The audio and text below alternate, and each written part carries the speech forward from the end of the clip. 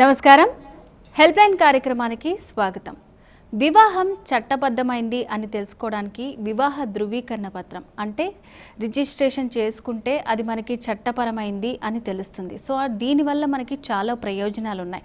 అంటే అసలు వివాహాన్ని మనం ఎలా రిజిస్ట్రేషన్ చేయించుకోవాలి, ఈ ధృవీకరణ పత్రం వల్ల మనకి ఎటువంటి లాభాలు ఉన్నాయి వంటి విషయాల గురించి తెలియజేయడానికి ఈరోజు మనతో పాటు ఉన్నారు హైకోర్టు అడ్వకేట్ విజేత గారు.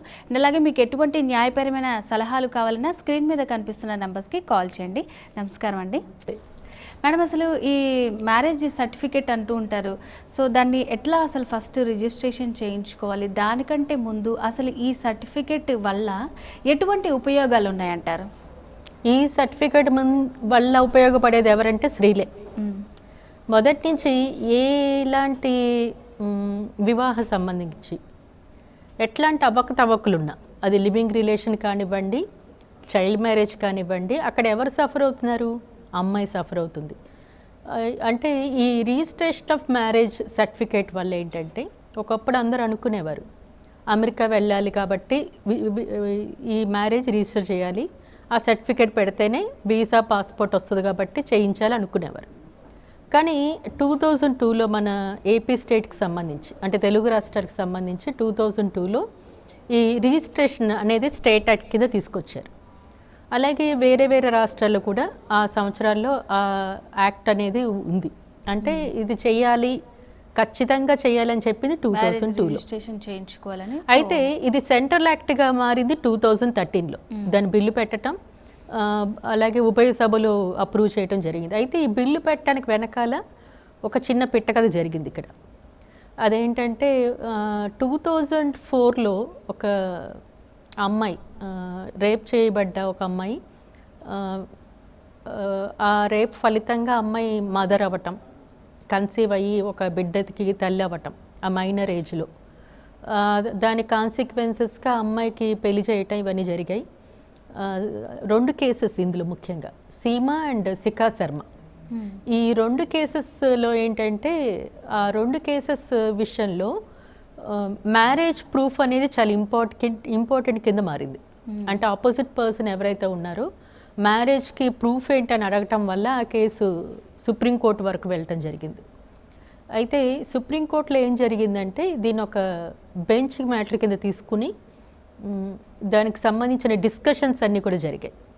అందులో convention of elimination of discrimination against women, అలాగే జువెనైల్ జస్టిస్ యాక్ట్, తర్వాత రేప్ అంటే చైల్డ్, ఒక మైనారిటీ తీరిన అమ్మాయిని కనుక ఎవరన్నా హస్బెండ్ అయినా సరే సెక్షువల్ ఇంటర్కోర్స్ కనుక చేసినట్లయితే అది రేప్ అని అన్నారు 375 అమెండెడ్ ప్రొవిజన్లో.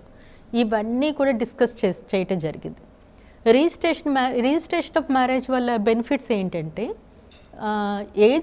ఏజ్ ప్రూఫ్ అనేది ఖచ్చితంగా రిజిస్ట్రేషన్కి బిఫోర్ ఒక ప్రూఫ్ కింద ఇవ్వాలి ఆఫీస్లో. అంటే ID proof, date of birth certificate, ఇవన్నీ కూడా చాలా ఇంపార్టెంట్.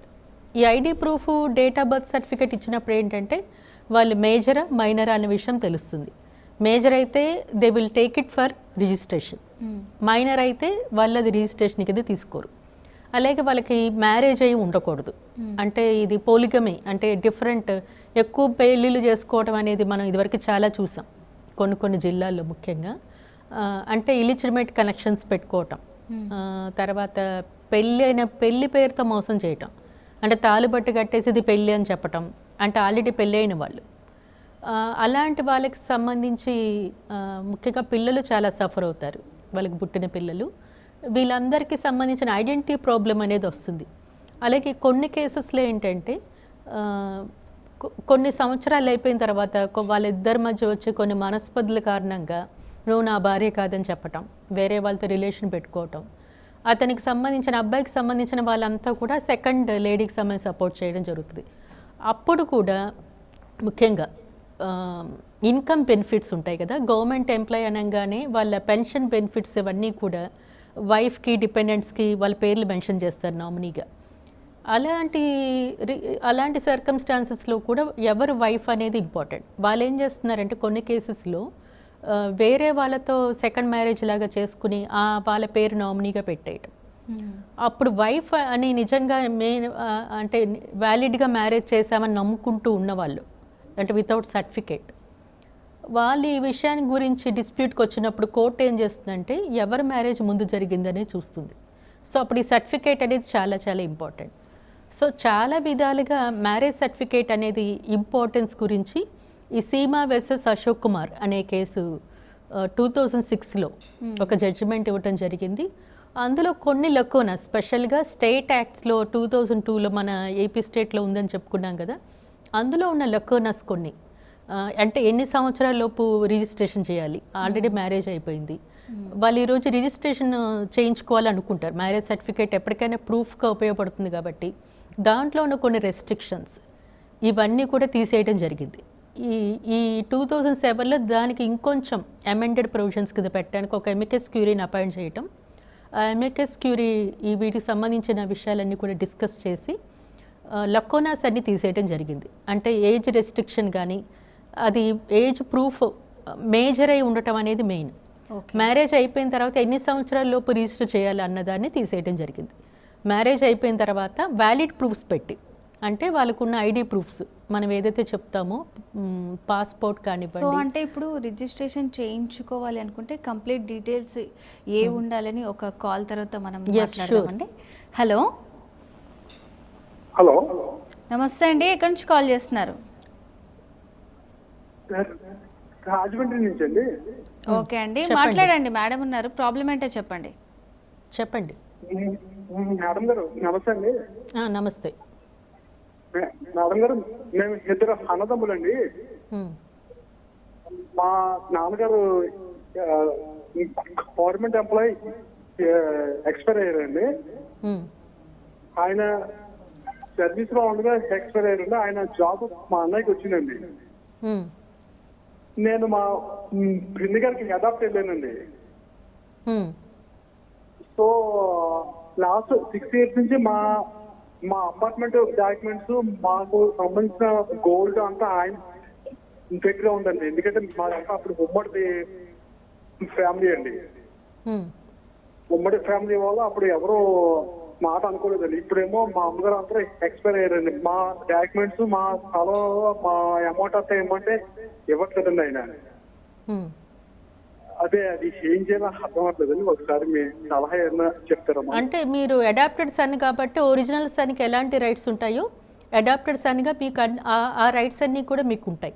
ఒక్కసారి అడాప్షన్ అయిపోయిన తర్వాత, అంటే వ్యాలిడ్ అడాప్షన్ కింద మారిన తర్వాత మీకు అన్ని హక్కులు కూడా కన్న కొడుకు ఎలాంటి హక్కులు అయితే ఉంటాయో దత్తతకు వెళ్ళిన వాళ్ళ పిన్నికి ఇచ్చేసారని అదే అంటున్నా, దత్తత వెళ్ళారు కాబట్టి కన్న కొడుకు ఎలాంటి హక్కులైతే ఉంటాయో దత్తత వెళ్ళిన కొడుకు కూడా అవే హక్కులు యాస్టీస్గా ఉంటాయన్నమాట. అంటే ఆస్తి అడిగే విషయంలో కానీ అన్నిట్లో కూడా మీకు సమానమైన హక్కులు, అంటే మీ అన్నకి ఇచ్చారని చెప్తున్నారు కదా, ఒకరికే పోస్ట్ ఇవ్వటం అనేది జరుగుతుంది. మిగతా ఆస్తికి సంబంధించిన విషయాలన్నింటిలో కూడా మీరు సమానమైన హక్కు కలిగి ఉన్నారు కాబట్టి ఆ హక్కులు వాళ్ళు ఇవ్వకపోతే, ఇప్పుడు అన్డివైడెడ్గా ఉంది కాబట్టి ప్రాపర్టీ ఇప్పటివరకు పంచుకోలేదు అంటున్నారు కాబట్టి, ఇప్పుడు పార్టిషన్ కోసం అలాంటి సమయం వచ్చింది కాబట్టి మీకు సమానమైన హక్కు అడిగేది మీకు ఉంది కాబట్టి అది మీరు అడగచ్చు. పార్టిషన్ చేయమని మీకు సమానమైన బాగా ఇవ్వమని చెప్పి మీరు అడగచ్చు. ఓకే అండి, మరొక కాల్ తీసుకుందాం. హలో హలో, నమస్తే అండి, ఎక్కడి నుంచి కాల్ చేస్తున్నారు? హైదరాబాద్ నుంచి కాల్ చేస్తున్నారండి. ఓకే అండి, మేడం విజేత గారు ఉన్నారు, మాట్లాడండి, ప్రాబ్లం ఏంటో చెప్పండి. హలో మేడం, నాకు ఒక పాప అండి. ఒక రోజు నైట్ మా హస్బెండ్ నన్ను ఫుల్గా కొట్టేసి వెళ్ళిపోయారండి. అంటే పోలీస్ కంప్లైంట్ ఇస్తే నేను ఏం చేస్తాను, చంపేస్తాను, బెదిరిస్తే నాకు భయం వేసి నేను మా పుట్టింట్లో ఉన్నాను. ఉంటే ఒక 1 week తర్వాత అలా చూస్తే ఇల్లు ఖాళీ చేసి వెళ్ళిపోయారు. మొత్తం నా బంగారం అంతా నా వస్తువులన్నీ అక్కడే ఉన్నాయి, చెప్ప చేయకుండా ఖాళీ చేసి వెళ్ళిపోయారు. అంటే మీ వస్తువులు కూడా వారు తీసుకుని వెళ్ళిపోయారా? కాదమ్మా, ఇక్కడ మీ వస్తువులన్నీ కూడా మీకు చెప్పకుండా తీసుకుని వెళ్ళిపోయారా? చెప్పకుండా తీసుకెళ్ళిపోయారండి. అదే బంగారం వస్తువులు అన్ని చాలా ఉన్నాయి, అన్ని మా పుట్టింటి వాళ్ళు పెట్టినవి. చెప్పలేదు, అసలు ఏ ఇన్ఫర్మేషన్ లేదు. తర్వాత ఒక 20 days తర్వాత నేను కంప్లైంట్ అది చేశానండి. కంప్లైంట్ చేశాను. అప్పుడేమో ఈయన ఏమంటున్నారంటే, నీకు రూపాయి కోటి రానేమో, నిన్ను నీ కూతురు రోడ్డు మీద పెడతాను. ఎవరన్నారు? అంటున్నారు. మీ హస్బెండ్ అన్నారా, పోలీసులు అన్నారా? హస్బెండ్ వాళ్ళ ఫ్యామిలీ వాళ్ళు అందరూ అన్నారండి. ఓకే, వాళ్ళు ఎక్కడ ఉన్నారో మీకు తెలుసు కదమ్మా? తెలుసండి. మ్మ్. అంటే తర్వాత ప్రాపర్టీ అదేని ఏమీ రానివ్వను అనేసి అని అంతా, నా పేరు మీద ఏమీ లేదు, మా అమ్మ నాన్నకి ఇవ్వరు అది ఇది అంటున్నారు. అంటే లీగల్ గా ప్రొసీడ్ అయితే ఎలా ఇవ్వాలంటారు అని అడుగుదామని చేశానండి. అంటే ఇది డొమెస్టిక్ వైలెన్స్ అంటారు, గృహహింస చట్టం కింద. సో మీరు కలెక్టర్ ఆఫీస్లో వెళ్ళి అక్కడ ప్రొటెక్షన్ ఆఫీసర్స్ ఉంటారమ్మా. హెల్ప్ లైన్ నెంబర్స్ మీరు ఈరోజు ఇంటర్నెట్లో హెల్ప్ లైన్ నెంబర్స్ మీకు కనిపిస్తాయి, రకరకాల help line numbers. 100 number call చేసినా కూడా మీకు ఆ డొమెస్టిక్ వైలెన్స్ నెంబర్ అడిగితే వాళ్ళు కూడా ఇస్తారు. ఒకవేళ మీకు కనుక ఆ నెంబర్ మీకు అవైలబిలిటీ లేదు అనుకుంటే, లేదా స్క్రోల్లో ఈ డొమెస్టిక్ వైలెన్స్ నెంబర్ స్క్రోల్ అవుతూ ఉంటుంది నాకు తెలిసి ఇప్పుడు. ఆ నెంబర్స్ మీరు కాల్ చేసినప్పుడు మీరు ఇక్కడి నుంచే మాట్లాడుతున్నారా, హైదరాబాద్ నుంచి కదా వీళ్ళు? హైదరాబాద్ నుంచి. సో అంటే ఏపీ అయితే డిఫరెంట్ నెంబర్స్ పెట్టారు, మనకైతే మాత్రం ఎక్కువగా 100 నెంబర్ వాడతారు. అక్కడైతే 1091, 183, అలాగే 181 ఈ నెంబర్స్ అన్నీ కూడా విమెన్ హెల్ప్ లైన్స్. అలాగే ఆల్ ఇండియా లెవెల్లో 112 ఇవన్నీ కూడా విమెన్ హెల్ప్ లైన్స్. సో మీరు కలెక్టర్ ఆఫీస్లో ఈ ప్రొటెక్షన్ ఆఫీసర్, అంటే ఇప్పుడు COVID-19 కాబట్టి ఎంతమంది ఆఫీసర్స్ అవైలబుల్ ఉన్నారో మనకు తెలీదు. లీగల్ సర్వీసెస్ అథారిటీ కూడా ఈరోజు క్లోజ్డ్గా ఉంది. ఓకే, 20th 7 వరకు ఆఫీసెస్ అన్నీ కూడా క్లోజ్గా ఉన్నాయి.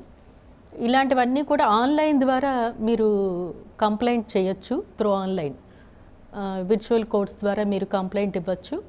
అలా ఇచ్చినప్పుడు వాళ్ళు మీ కంప్లైంట్ తీసుకోవటం. ఈ డొమెస్టిక్ వైలెన్స్లో బేసిక్గా చెప్పింది ఏంటంటే ఇంట్లో ఉండే హక్కును కల్పించారు. అంటే మీరు మీ హస్బెండ్ వాళ్ళ ఇంట్లో ఉండే హక్కును కల్పించారు, కానీ అక్కడ ఇప్పుడు ఈ పరిస్థితిలో ప్రొటెక్షన్ అనేది చాలా ఇంపార్టెంట్. అంటే మీరు అక్కడ ఉన్నప్పుడు మీరు సేఫ్గా ఉంటారా, వాళ్ళు ఏమైనా హింస పడితే మీరు ఎంతవరకు తట్టుకుని ఉండగలుగుతారు అన్నది ఇప్పుడు కష్టం ఇక్కడ. కానీ బట్ పోలీసులు మాత్రం 100 నెంబర్స్లో దే ఆర్ అవైలబుల్. మీరు జస్ట్ మానసికంగా ధైర్యం మీకుంటే ఆ రెసిడెన్స్ రైట్స్ పోలీసుల ద్వారా హెల్ప్ లైన్ నెంబర్ కాల్ చేసి మీ ఇంట్లో ఉండే హక్కుని మీరు తీసుకోవచ్చు. ప్రొటెక్షన్గా మీకు పోలీసులు మీకు ఆ నెంబర్స్ ఎప్పుడు మీకు అవైలబుల్గా ఉంటాయి. మీకు కావాల్సింది కేవలం ధైర్యం. ఆ ధైర్యం కనుక మీకుంటే ఈ హెల్ప్ లైన్ నెంబర్స్ ఎప్పుడు కూడా మీకు అవైలబుల్గా ఉంటాయి. 100 నెంబర్స్ అన్నీ కూడా మీ హస్బెండ్ ఎక్కడైతే ఉన్నారో అక్కడ ఉండే హక్కు మీకు ఉందమ్మా.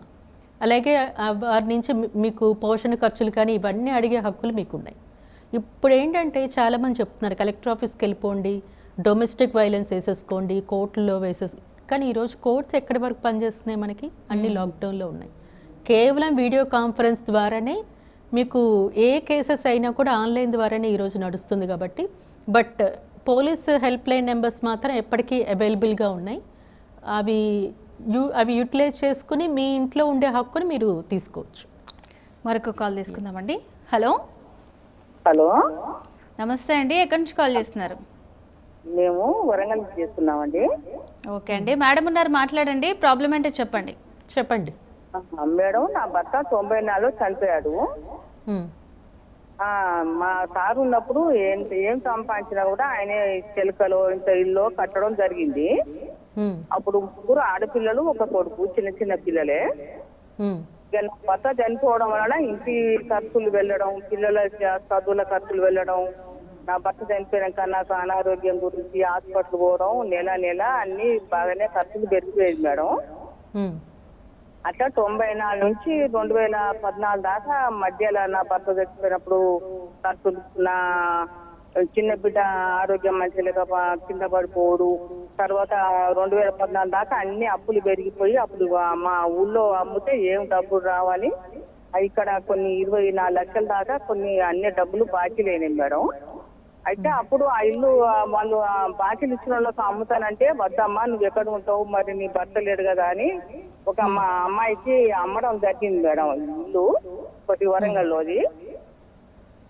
అయితే ఇప్పుడు మా కోడలు ఆ ఇల్లు నాది, నా భర్త అని నా కొడుకు 99లో మ్యారేజ్ చేసుకొని మా తల్లిని పట్టించుకోకుండా, చెల్లెళ్ళని పట్టించుకోకుండా బయటకు వెళ్ళిపోయింది మేడం. తర్వాత నా కొడుకు 2012లో నా కొడుకు చనిపోయాడు హైదరాబాద్ లో. చనిపోతే నా కొడుకు పిల్లలు ఉన్నారని మా అమ్మాయి, ఒక అమ్మాయి, ఇద్దరికి మనవరాలకు మనవడికి ఫీజులు కట్టింది 20,000. ఈ ఇల్లు ఎవరి పేరు మీద ఉందమ్మా? ఇది ఇల్లు మా సార్ పేరు మీద ఉన్నది మేడం. వాళ్ళ హస్బెండ్. అయితే అప్పుడు 24 లక్షలు 28 లక్షల దాకా బాకీలు అయితే ఇప్పుడు మరి ఇప్పుడు ఇక్కడ ఏంటంటే మీ భర్త పేరు మీద ఉంది కాబట్టి అది మీదే అమ్మా. ఎందుకంటే ఈ కేసెస్ విషయంలోకి వచ్చేసరికి కొడుకు కోడలు వీళ్ళు ఎవరికైతే ఉన్నారో అత్తమామల ఆస్తిలో హక్కు అడిగేది మాత్రం ఉండదు. ఎందుకంటే వాళ్ళని చూడటం అనేది ఈరోజు సీనియర్ సిటిజన్ యాక్ట్లో చెప్పారు, క్లియర్గా చెప్పారు. Welfare of the senior citizens act 2007లో వచ్చింది. తర్వాత అమెండ్మెంట్స్ కూడా దీంట్లో చాలా వచ్చాయి. ఇప్పుడు కనుక తల్లిదండ్రులు చూడకపోతే అది చట్టపరంగా చర్య తీసుకునే హక్కుని ఈరోజు తల్లిదండ్రులకి కల్పించింది. సో వాళ్ళ దగ్గర నుంచి అలాగే మీ ఆస్తులు ఏవైతే ఉన్నాయో ఒకవేళ ఇచ్చి ఉన్నారనుకోండి, గిఫ్ట్ డీడ్ ద్వారా కానీ లేకపోతే ఇంకే రూపంలో వాళ్ళకి గనక ఇచ్చి ఉన్నా కూడా అవి తిరిగి వెనక్కి తీసుకునే హక్కుని మీకు కల్పించింది ఈరోజు. కాబట్టి మీ భర్త పేరు మీద ఉన్న ఆస్తి మీకే చెందుతుందమ్మా. అది మీరు వాళ్ళకి ఇస్తేనే వాళ్ళు తీసుకోగలరు తప్ప అది మీ అవసరానికి మీకు కావాలి అని మీరు అడిగినప్పుడు మాత్రం అది మీకే సర్వ హక్కులు ఉంటాయి. అండ్ అలాగే మేడం ఇందాక రిజిస్ట్రేషన్ చేయించుకోవాలంటే ఎట్లాంటి రైట్స్ ఉండాలని చెప్తున్నారు. సో అంటే మ్యారేజ్ అనేది సో అంటే ఏ ఏజ్ నుంచి అసలు ఎలాంటి రిలేషన్స్ వాళ్ళు చేసుకోవాలి, దాన్ని రిజిస్ట్రేషన్ చేయించుకోవడానికి ఎట్లాంటి ఆధారాలు ఉండాలంటారు? మెయిన్గా రిజిస్ట్రేషన్ చేయాలంటే 18 ఇయర్స్ అమ్మాయికి నిండాలి, 21 ఇయర్స్కి అబ్బాయికి నిండాలి మన చట్ట ప్రకారం. అంతకంటే తక్కువ ఏజ్ ఉన్న ఇద్దరు ఎవరికి తక్కువ ఉన్నా కూడా అది చైల్డ్ మ్యారేజ్ అవుతుంది. సో అది చట్ట ప్రకారం చెల్లదు, రిజిస్ట్రేషన్ మ్యారేజ్ ఒప్పుకోదు. అలాగే ఇద్దరు కూడా ఆరోగ్యవంతులై ఉండాలి. అంటే పిచ్చి ఇలాంటి రోగాలు ఉండకూడదు. అదే ఎపిలెప్సీ అంటే మోర్చ రోగం లాంటివన్నీ కూడా ఉండకూడదు. దాన్ని ఎపిలెప్సీ అంటారు. సో ఇలాంటివన్నీ ఒకవేళ ఎవరికైనా ఉందనుకోండి, అది ముందే ఇన్ఫార్మ్ చేసి ఒక సర్టిఫికేట్, ఒక అఫిడవిట్ అండర్టేకింగ్ ఇచ్చి నాకు ఈ ఎపిలెప్సీ అనే రోగం ఉంది బట్ ఆపోజిట్ పార్టీ అగ్రీ అయ్యింది కాబట్టి మేము ఇద్దరం పెళ్లి చేసుకుంటున్నాం అంటే ముందే కన్సెంట్ తీసుకోవాలి. అలాగే మెంటల్ ఇన్సేన్ అయితే మాత్రం వాళ్ళు మ్యారేజ్కి పనికిరారని క్లియర్గా చెప్తున్నారు. ఇలాంటి సర్టిఫికేట్స్, ఐడి ప్రూఫ్స్, అలాగే వాళ్ళకి ఆల్రెడీ మ్యారేజ్ అయి ఉండకూడదు, అన్మ్యారీడ్గా ఉండాలి. అలాగే ఇద్దరూ కూడా ప్రొహిబిటెడ్ రిలేషన్స్ అంటారు. అంటే మేనమామ పిల్లలో లేకపోతే పిన్ను కొడుకో ఇట్లాంటి రిలేషన్స్ ఉన్నవేవి కూడా ఈ రిజిస్ట్రేషన్ ఆఫ్ మ్యారేజెస్ కింద యాక్సెప్ట్ చేయబడరు. అంటే ప్రొహిబిటెడ్ డిగ్రీస్లో ఉన్న రిలేషన్స్ వాళ్ళు మ్యారేజ్ చేసుకోవడానికి అనర్హులు. ఇలాంటి సర్టిఫికేట్స్, ఐడి ప్రూఫ్స్, వాళ్ళ రెసిడెన్స్ ప్రూఫ్, అలాగే వాళ్ళ అఫిడవిట్స్, ఇద్దరూ కూడా వాళ్ళ అఫిడవిట్స్ ఇవ్వాలి, 2 పాస్పోర్ట్ సైజ్ ఫొటోస్ ఇవ్వాలి. ఇవన్నీ సబ్మిట్ చేసిన తర్వాత ఒక 30 డేస్ దాన్ని అదే సబ్ రిజిస్టర్ ఆఫీస్లో నోటీస్ బోర్డులో పెడతారు. ఎలాంటి అబ్జెక్షన్స్ రానప్పుడు దాన్ని రిజిస్టర్ చేస్తారు. ఇది రిజిస్ట్రేషన్ ఆఫ్ మ్యారేజ్కి ఉండాల్సిన నియమాలు. అయితే ఆల్రెడీ పెళ్ళైన వాళ్ళు కూడా రిజిస్టర్ చేసుకోవచ్చని ఈరోజు చట్టం చెప్తుంది. అంటే కంపల్సరీ చేశారు. Marriage certificate is very very important. అది 2002లో ఏపీ స్టేట్లో ఒక యాక్ట్ కింద తీసుకొచ్చారు, అంటే స్టేట్ యాక్ట్ కింద తీసుకొచ్చారు. ఈ సీమా వర్సెస్ అశోక్ కుమార్ కేసెస్లో ఏమైందంటే త్రూఅవుట్ ఇండియా, ఈ ఇండియాలో ఏ స్టేట్ అయినా కానివ్వండి, యూనియన్ టెరిటరీ కానివ్వండి, అన్ని ప్రదేశాల వాళ్ళు కూడా మ్యారేజ్ అయిన తర్వాత ఎప్పుడైనా కూడా దాన్ని రిజిస్ట్రేషన్ చేసుకోవాలని ఒక కండిషన్ పెట్టారు ఈరోజు. అది 2013లో ఉభయ సభలు అప్రూవ్ చేయడం జరిగింది. అటు లోక్సభ కానీ ఇటు రాజ్యసభ కానీ 2 సభలు అప్రూవ్ చేయడం జరిగింది 2013లో. ఇప్పుడు త్రూఅవుట్ ఇండియా ప్రతి ఒక్కరు కూడా రిజిస్ట్రేషన్ చేసుకోవచ్చు. దీన్ని ఆన్లైన్లో కూడా రిజిస్టర్ చేసుకోవచ్చు. ఆన్లైన్లో సబ్మిట్ చేయాల్సిన డాక్యుమెంట్స్ ఏంటంటే వాళ్ళ ఐడి ప్రూఫ్స్, అంటే రేషన్ కార్డా, మీ పాస్పోర్ట్ కానివ్వండి, రేషన్ కార్డ్ కానివ్వండి, ఓటర్ ఐడి కానివ్వండి, లేకపోతే పాన్ కార్డ్, ఏవైనా సరే మీ ఐడి ప్రూఫ్ కింద పెట్టాలి.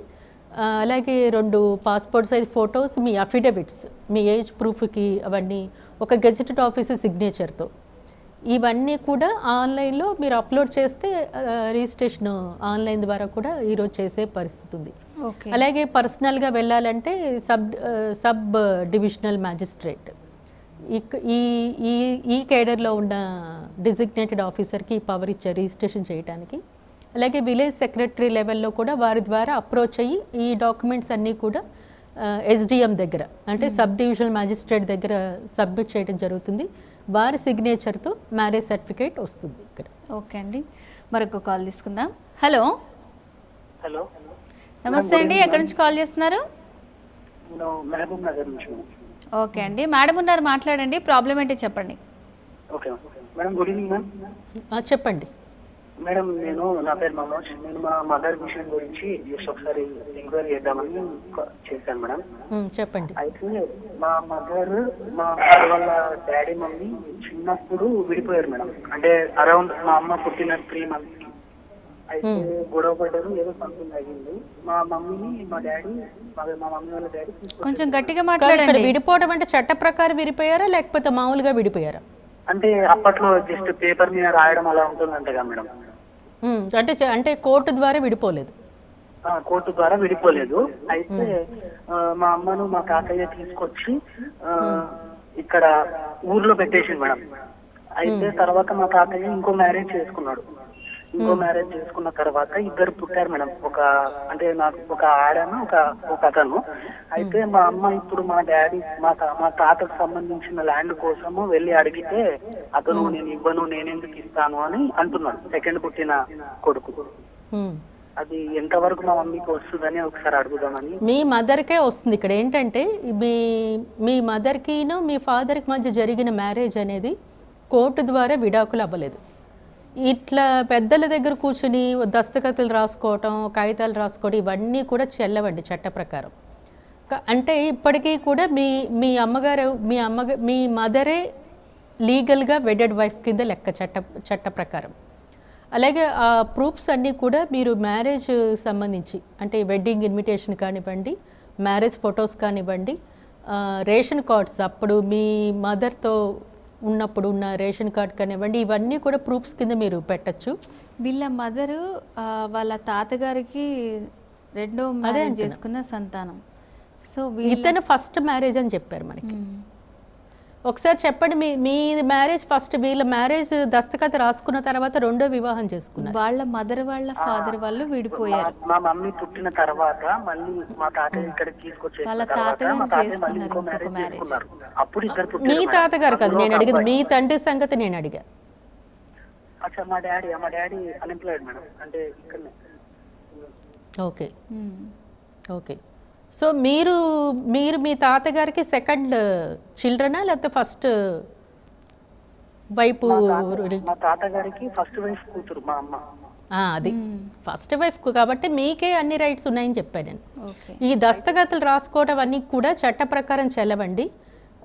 ఇప్పుడు మీ తాతగారికి సంబంధించినంత వరకు మీ మదర్ వీళ్ళంతా కూడా మొదటి భార్యకి సంబంధించిన సంతానం కాబట్టి ఈ చట్ట ప్రకారం మీ ఫస్ట్ సంబంధించిన రిలేషన్స్ సంబంధించిన వివరాలు కరెక్ట్గా కనుక ప్రూవ్ చేయగలిగితే మీ మదర్కి సంబంధించిన వారే చట్ట ప్రకారం లీగల్లీ ఎంటైటిల్డ్ రిలేషన్స్ అవుతారు. అయితే ఆ కాలంలో రిజిస్ట్రేషన్ అనేది లేదు. సో కాబట్టి అప్పట్లో ఉన్న ప్రూఫ్స్ ఏంటంటే వాళ్ళ ఫొటోస్, రేషన్ కార్డు, ఇవన్నీ కూడా ఏ సంవత్సరంలో ఇచ్చారు, ఇద్దరు కలిసి ఉన్న ఫొటోస్, అప్పట్లో గ్రూప్ ఫొటోస్ అంటూ తీసేవారు రేషన్ కార్డ్స్కి. అట్లాగే మ్యారేజ్ ఫొటోస్ ఇవన్నీ కూడా కనుక మీరు సబ్మిట్ చేయటం, తర్వాత మీ చుట్టుపక్కల వాళ్ళ రిలేటివ్స్ కానీ వాళ్ళందరూ అఫిడవిట్స్ ఇక్కడ కనుక సపోర్టింగ్ అఫిడవిట్స్ కింద అంటే 3rd అఫిడవిట్స్ అంటాం, విట్నెసెస్ అఫిడవిట్స్ కింద మీరు సబ్మిట్ చేసి మీరు మొదటి సంతానానికి సంబంధించిన రిలేషన్స్ అని మీరు ప్రూవ్ చేసుకోగలిగితే ఈ సెకండ్ అంటే తర్వాత ఎవరైతే వివాహం చేసుకున్నారో అంటే మొదటి వివాహం అనేది చట్ట ప్రకారం రద్దు కాబడలేదు. అంటే కోర్టు ద్వారా విడాకుల ద్వారా విడిపోవడం అనేది జరగదు. కేవలం ఒక కాగితం రాసుకోవడం ద్వారా వాళ్ళు ఈ మొదటి వివాహం చెల్లుబాటు రద్దయింది, నేను 2వ వివాహం చేసుకుంటున్నా అనే దీంట్లో వచ్చి 2వ వివాహం చేసుకున్నారు అక్కడ. సో ఇదేంటంటే కోర్టు ద్వారా విడాకులు ఎప్పుడైతే అవ్వలేదో అది చట్ట ప్రకారం ఆ మ్యారేజ్ మొదటి మ్యారేజ్ మాత్రమే చెల్లుబాటులోకి వస్తుంది, 2వ వివాహం చెల్లుబాటులోకి రాదనమాట. సో కాబట్టి మీరు ఇప్పుడు మీ సంతానం ఎవరైతే ఉన్నారో మీకున్న హక్కులు ఎవరు కూడా కాదనిలేండి. సో మీకు అన్ని హక్కులు ఉన్నాయి. సో మేడం ఇప్పుడు చాలామంది ఏంటంటే లవ్ మ్యారేజ్ చేసుకుంటారు, అంటే రిజిస్టర్ మ్యారేజ్ అంటే ఆర్య సమాజ్లో అలా మ్యారేజ్ చేసుకుంటారు. సో వాళ్ళకి మరి సర్టిఫికేట్ ఇస్తారంటారా? వాళ్ళ పరిస్థితి ఏంటి? ఆర్య సమాజ్లో వాళ్ళు మ్యారేజ్ చేసుకున్నప్పుడు సర్టిఫికేట్ ఉంటుంది, వాళ్ళ రిసీట్ లాంటివన్నీ ఉంటాయి. ఆ రిసీట్ సబ్మిట్ చేయొచ్చు. అలాగే ఏజ్ ప్రూఫ్ యాజ్ టీజ్గా ఏజ్ ప్రూఫ్స్ అన్నీ కూడా సబ్మిట్ చేయాలి, అఫిడేవిట్ సబ్మిట్ చేయాలి. అలాగే మ్యారేజ్ ఫొటోస్, వెడ్డింగ్ ఇన్విటేషన్, వీళ్ళకి బహుశా లవ్ మ్యారేజ్ కాబట్టి వెడ్డింగ్ ఇన్విటేషన్ చేసుకోకపోయినా అఫిడవిట్స్, థర్డ్ పార్టీ అఫిడవిట్స్, అలాగే మీ అఫిడవిట్స్, రెసిడెన్స్ ప్రూఫ్స్, ఇవన్నీ కూడా మీరు సబ్మిట్ చేయాలి. మీ ఏజ్ ఖచ్చితంగా చట్ట ప్రకారం అమ్మాయికి 18 నిండి ఉండాలి, అబ్బాయికి 21 నిండి ఉండాలి. ఇవన్నీ కనుక సర్టిఫికేట్స్ కనుక మీరు సబ్మిట్ చేస్తే మీ మ్యారేజ్ రిజిస్టర్ అవుతుంది. ఎప్పటికైనా ఈ మ్యారేజ్ సర్టిఫికేట్ అనేది మీకు ప్రొటెక్షన్. అంటే మీరు వేరే కంట్రీకి వెళ్ళాలన్నా, ఇప్పుడు ఈ కంట్రీలో ఒక లీగల్ వెడెడ్ అంటే రేపు పొద్దున ఎలాంటి డిస్ప్యూట్స్ వచ్చినా కూడా, ఎవరి మ్యారేజ్ వ్యాలిడ్ అనే విషయానికి డిస్ప్యూట్స్ వచ్చినా కూడా ఈ మ్యారేజ్ చెల్లాలి అంటే మాత్రం మ్యారేజ్ సర్టిఫికేట్ కంపల్సరీ. ఇప్పుడు ప్రస్తుతం చాలామంది మనకి వేరే కల్చర్ అంతా వచ్చేసిందని అనుకోవాలి.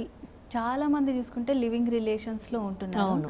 సో మరి ఈ లవ్ మ్యారేజెస్, లివింగ్ రిలేషన్స్లో నష్టపోయే వాళ్ళు ఎవరంటే అమ్మాయిలే ఖచ్చితంగా. ఇప్పుడు లవ్ మ్యారేజెస్ ఏం చేస్తారంటే ఇది పెళ్ళి అని నమ్మించి, అంటే ఇప్పుడు హిందువులు అనగానే రెండు కార్యక్రమాలు చట్ట ప్రకారం వ్యాలిడ్ మ్యారేజ్ కింద చెప్పారు. అవి సప్తపది, అగ్నిహోత్రం. ఆ రెండు లేకపోతే అది మ్యారేజ్ ప్రూఫ్ లేదని చెప్తున్నారు మన హిందూ మ్యారేజ్ యాక్ట్ ప్రకారం. అయితే ఈ మ్యారేజ్ సంబంధించిన విషయాలు ఎలాంటి పద్ధతిలో చేసుకున్న స్పెషల్ మ్యారేజ్ యాక్ట్, ఇందాక మనం చెప్పాం కదా, వాళ్ళ ఏజ్కి సంబంధించిన ప్రూఫ్స్ అవన్నీ సబ్మిట్ చేశాక నోటీస్ బోర్డులో, సబ్ రిజిస్టర్ ఆఫీస్లో ఉన్న నోటీస్ బోర్డులోనే పెడతారు. 30 డేస్లో అబ్జెక్షన్స్ రాకపోతే మ్యారేజ్ రిజిస్టర్ చేస్తారు, సర్టిఫికేట్ ఇచ్చేస్తారు. అయితే బయట చేసిన మ్యారేజెస్ సంబంధించి ఎలాంటి ప్రొసీజర్లు సర్టిఫికేట్ వస్తుంది అనేది ఇప్పుడు క్వశ్చన్. సో ఇప్పుడు ఏంటంటే ఈ లవ్ మ్యారేజెస్ కానివ్వండి, లివింగ్ రిలేషన్స్ కానివ్వండి, ప్రొహిబిటెడ్ డిగ్రీస్ అంటే వాళ్ళ బ్లడ్ రిలేషన్స్ ఈక్వల్ అయ్యి వాళ్ళ దగ్గర వాళ్ళు అయి ఉండకూడదు. అలాగే మేజర్ అయ్యి ఉండాలి, ఖచ్చితంగా మేజర్ అయ్యి ఉండాలి. చైల్డ్ మ్యారేజ్ కింద ఆ లవ్ మ్యారేజ్ ఉండకూడదు. అంటే 18 ఇయర్స్ బిలో ఉండకూడదు, అబ్బాయికి 21 ఇయర్స్ బిలో ఉండకూడదు. అలాంటప్పుడు అది రిజిస్టర్ చేయబడదు. అలాగే వాళ్ళిద్దరు అఫిడవిట్స్, మేము ఇద్దరం సౌండ్ మైండ్లో ఉన్నాము, మా ఇద్దరి కన్సెంట్ ఇస్తున్నాము, ఈ మ్యారేజ్కి సంబంధించి మా ఇద్దరు ఇష్టపూర్తిగా వివాహం జరిగింది అని ఈ విషయం కూడా అఫిడవిట్లో రాయాలి. ఈ affidavits and passport size photos ఇవన్నీ సబ్మిట్ చేసి ఈరోజు ఏంటంటే ఆన్లైన్లో కూడా ఈ ఫెసిలిటీ పెట్టారు. అంటే చాలామంది టెంపుల్స్లో చేసేసుకుంటారు ఆ సర్టిఫికేట్స్. ఇప్పుడు ప్రీస్ట్ ఉంటారు, ఇప్పుడు వారి చేత ఒక అఫిడవిట్ చేయించి ఆ అఫిడవిట్ని కూడా సబ్మిట్ చేయాలన్నమాట. అలాగే ఆర్య సమాజ్లో రిసీట్ ఉంటుంది వాటికి ఎట్లాగో. ఆర్య సమాజ్లో మ్యారేజ్ చేసుకున్నప్పుడు ఆ రిసీట్ ఒక ప్రూఫ్ కింద సబ్మిట్ చేయాలి. తర్వాత వాళ్ళ ఏజ్ ప్రూఫ్స్ పెట్టాలి, ఐడి ప్రూఫ్స్ పెట్టాలి, అఫిడవిట్స్, 2 పాస్పోర్ట్ సైజ్. ఇవి చాలా సింపుల్. కానీ ఎప్పుడు సింపుల్ కాదంటే వాళ్ళ లైఫ్ పార్ట్నర్స్ ఇద్దరూ కూడా ప్రొహిబిటెడ్ డిగ్రీస్లో ఉన్న బ్లడ్ రిలేషన్స్ అయినప్పుడు, అలాగే ఇద్దరు ఏజ్ తక్కువ ఉన్నప్పుడు, ఆల్రెడీ మ్యారేజ్ అయినప్పుడు. ఫస్ట్ మ్యారేజ్కి ఒకవేళ రిజిస్ట్రేషన్కి పెట్టుకున్నప్పుడు ఏమవుతుందంటే వాళ్ళకి సంబంధించిన రేషన్ కార్డ్స్ కానివ్వండి, ఐడి ప్రూఫ్స్ కానీ వాళ్ళు ఆల్రెడీ మ్యారీడ్ అన్న విషయాన్ని ప్రూవ్ చేసే వాళ్ళ ఇన్వెస్టిగేషన్లో కనుక తెలిసినప్పుడు ఈ సెకండ్ మ్యారేజ్ అనేది అక్కడ పట్టుబడుతుంది, అప్పుడు రిజిస్టర్ అవ్వదు. సో ఇలాంటివన్నీ కూడా అంటే దీనివల్ల ప్రయోజనాలు ఏంటంటే చైల్డ్ మ్యారేజ్ ఒకటి ఖచ్చితంగా కంట్రోల్ అవుతుంది. అలాగే ప్రొహిబిటెడ్ డిగ్రీస్ వల్లే చాలా వరకు డిసీజెస్ వస్తున్నాయి అంటున్నారు కదా, నెక్స్ట్ జనరేషన్ సంబంధించి వాళ్ళు పుట్టే పిల్లలందరూ కూడా ఆరోగ్యంగా ఉండాలంటే ప్రొహిబిటెడ్ డిగ్రీస్లో ఉన్న వాళ్ళు మ్యారేజ్ చేసుకోకూడదు అంటున్నారు. అట్లాంటివి కూడా కంట్రోల్ అవుతాయి. ఎస్, అవన్నీ కూడా ప్రొహిబిటెడ్ డిగ్రీస్ కింద వస్తాయి. అంటే అంటే అలాంటి బ్లడ్ రిలేషన్ వల్ల పుట్టే పిల్లలు అంగవైకల్యంతో పుడతారని సైన్స్ చెప్తుంది ఈరోజు. అలాంటివన్నీ కూడా కంట్రోల్ అవుతాయి. అలాగే ఆల్రెడీ మ్యారేజ్ చేసుకున్న విషయం ఏమన్నా ఉంటే అది బయటపడుతుంది. మేడం, ఇందాక మీరు మ్యారేజ్ని రిజిస్ట్రేషన్ చేయించుకోవాలంటే అసలు ఎలాంటి అర్హతలు ఉండాలి, అండ్ అలాగే ఆన్లైన్లో చేసుకోవాలి అన్నా సరే ఎట్లా ప్రొసీజర్ ఉంటుందని చాలా చక్కగా చెప్పారు. అండ్ అలాగే ఇప్పుడు వరకు చేసేసుకున్న వాళ్ళ పరిస్థితి ఏంటి? మరి ఇప్పుడు కొన్ని రూల్స్ అయితే మీరు చెప్పారు. సో 18 ఇయర్స్ వరకు ఉన్న వాళ్ళకైతే క్రాస్ అయి ఉండాలి, తక్కువ ఉన్న వాళ్ళకైతే రిజిస్ట్రేషన్ అవ్వదు అని. సో అంటే ఇదివరకే మరి పెళ్లి చేసేసుకున్న వాళ్ళ సంగతి ఏంటంటే ఇప్పుడు మ్యాన్రికల్లో కూడా చాలా మంది చేసుకుంటారు. సో వాళ్ళ పరిస్థితి ఏంటంటారు? మంచి ప్రశ్న అడిగావమ్మా. ఇప్పుడు ఆల్రెడీ మ్యారేజ్ అయ్యి పిల్లలు పుట్టి ఒక లైఫ్ లీడ్ చేస్తూ ఉంటారు. వాళ్ళ విషయంలో ఏజ్ అనేది మనం చూడటానికి ఆస్కారం లేదు. అలాగే ప్రొహిబిటెడ్ రిలేషన్ అని చూడటానికి కూడా ఆ ఛాన్స్ కూడా ఉండదు. సో వాళ్ళు ఏంటంటే చాలా కాలం ట్రావెల్ చేసేసి ఉంటారు కాబట్టి 5 ఇయర్స్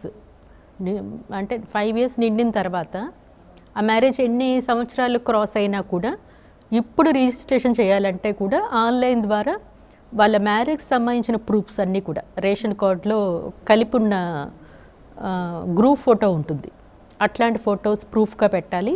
అలాగే అఫిడవిట్స్, ఎప్పుడు మ్యారేజ్ అయింది, ఏ సంవత్సరంలో ఎక్కడ జరిగింది అనే విషయాన్ని అఫిడవిట్లో మెన్షన్ చేస్తే సరిపోతుంది. అలాగే వాళ్ళ ID proofs, valid ID proofs, voter card కానివ్వండి, రేషన్ కార్డ్ కానివ్వండి, పాన్ కార్డ్ కానివ్వండి, పాస్పోర్ట్ కానివ్వండి, డ్రైవింగ్ లైసెన్స్, ఇవన్నీ కూడా ఏవైతే వ్యాలిడ్ ఐడి ప్రూఫ్స్ ఉన్నాయో అందులో ఏదైనా ఒకటి ఇవన్నీ కూడా అప్లోడ్ చేసి 2 పాస్పోర్ట్ సైజ్ ఫొటోస్, అంటే ఇక్కడ అఫిడవిట్, అలాగే ఇక్కడ ఎప్పుడో మ్యారేజ్ అయిపోయిన వాళ్ళకి సంబంధించి ఆ ప్రీస్ట్ కానివ్వండి లేకపోతే రిలేటివ్స్ కానివ్వండి వాళ్ళ అఫిడవిట్స్ కూడా ఎన్క్లోజ్ చేసి అప్లోడ్ చేస్తే సరిపోతుంది వీళ్ళకి. అంటే ప్రతి వివాహం కూడా ఈరోజు రిజిస్టర్ అయి ఉండాలి. అది ఫ్యూచర్లో ఒకవేళ వాళ్ళు ఎవరైనా, ఇప్పుడు పేరెంట్స్ అందరూ కూడా పిల్లల కోసం ఫారిన్ వెళ్తున్నారు కదా, సో వాళ్ళకు కూడా మ్యారేజ్ సర్టిఫికేట్ అవసరం అవుతుంది. సో అలాంటప్పుడు కూడా మ్యారేజ్ సర్టిఫికేట్, అలాగే ఇప్పుడు చాలామంది మనం చూస్తున్నాం ఏజ్తో నిమిత్తం లేకుండా 70 years ఉన్న వాళ్ళు కూడా డొమెస్టిక్ వైలెన్స్ కేసెస్తో ఈరోజు కోర్ట్స్కి వస్తున్నారు. అలాంటి కేసెస్లో కూడా ఏమవుతుందంటే చాలామంది చాలా భయంకరంగా దబాయిస్తున్నారు, ఈ మ్యారేజ్ మాకు వ్యాలిడ్ కాదు, ఇంకెవరినో పెళ్లి చేసుకుని ఇదే వ్యాలిడ్ మ్యారేజ్ అని చెప్పటం, ఇట్లాంటివన్నీ కూడా ఈరోజు జరుగుతున్నాయి. ఇలాంటప్పుడు ఇలాంటివన్నీ జరగకూడదు ఫ్యూచర్లో అంటే ప్రతి వివాహం కూడా ఈరోజు రిజిస్టర్ అయి ఉండాలి. ఆల్రెడీ మ్యారేజ్ అయిన వాళ్ళు కూడా రిజిస్టర్ చేస్తామని చెప్పారు. దానికి అప్రోచ్ అవ్వాల్సిన పర్సన్స్ అంటే వీళ్ళు సబ్మిట్ చేయాల్సింది సబ్ డివిజనల్ మ్యాజిస్ట్రేట్, వారి దగ్గరికి తీసుకెళ్ళటానికి విలేజ్ లెవెల్లో sarpanch, village secretary, village assistant officers, వీళ్ళందరూ కూడా ఎవరైతే ఉన్నారో పర్సన్స్ వాళ్ళ దగ్గర వీళ్ళకి సబ్మిట్ చేసినప్పుడు వీరు అవన్నీ కూడా కలిపి సబ్ డివిజనల్ మ్యాజిస్ట్రేట్ దగ్గర సబ్మిట్ చేసి మ్యారేజ్ సర్టిఫికేట్కి అప్లై చేయొచ్చు అనమాట. అంటే ఇప్పుడు వాళ్ళు డైరెక్ట్గా వాళ్ళ విలేజ్ నుంచి వాళ్ళు అప్రోచ్ అవ్వలేరు కాబట్టి వాళ్ళకి అందుబాటులో ఉన్న గవర్నమెంట్ అఫీషియల్స్, అంటే విలేజ్ సెక్రటరీ, సర్పంచ్, వీళ్ళందరూ కూడా అఫీషియల్స్ కాబట్టి వీళ్ళ ద్వారా అవి సబ్మిట్ చేసి వాళ్ళు సబ్ డివిజనల్ మ్యాజిస్ట్రేట్ దగ్గర వాళ్ళు సబ్మిట్ చేయడం, సర్టిఫికేట్ వచ్చిన తర్వాత వీళ్ళకి మళ్ళీ రీఇష్యూ చేయడం జరుగుతుంది. సో డైరెక్ట్గా చాలామంది సబ్ డివిజనల్ మ్యాజిస్ట్రేట్ వరకు అప్రోచ్ అవ్వలేదు కాబట్టి వాళ్ళకు అందుబాటులో ఉన్న విలేజ్ సెక్రటరీ నుంచి సబ్మిట్ చేయాల్సిన ఆఫీసర్స్ పేరు చెప్పడం జరిగింది. విలేజ్ లెవెల్స్లో, మండల్ లెవెల్స్లో కానీ వాళ్ళు అసలు ఆఫీసర్స్కి ఇక్కడ కరెక్ట్ ఆఫీసర్ ఎవరంటే సర్టిఫికేట్ ఇవ్వడానికి సబ్ డివిజనల్ మ్యాజిస్ట్రేట్, SDM అంటారు. సో వారు ఇష్యూ చేస్తారు. ఒక కాల్ తీసుకుందామండి. హలో హలో, నమస్తే అండి, ఎక్కడి నుంచి కాల్ చేస్తున్నారు? పొద్దుటూరండి. చెప్పండి అమ్మా, మేడం ఉన్నారు, ప్రాబ్లం ఏంటో చెప్పండి, మాట్లాడండి. అంటే మా కాగితాలు ఇట్లా మా ఆయన లక్క కొడుకు కాగితాలు తీసుకున్నారండి. ఏం కాగితాలండి? స్థలం కాగితాలండి. ఓకే, స్థలం ఎవరి పేరు మీద ఉందమ్మా? మా ఆయన పేట, మా ఆయన పేట అండి.